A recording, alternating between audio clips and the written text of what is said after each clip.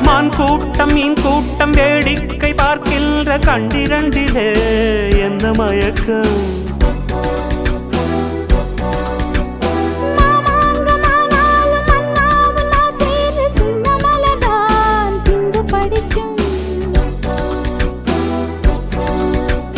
கையோடு கை சேரும் கல்யாண வைபோகம் கண்டு கழிக்கும் காலம் பிறக்கும்.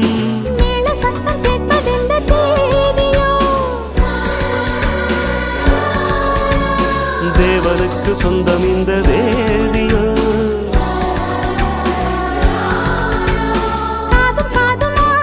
காதல் மந்திரம்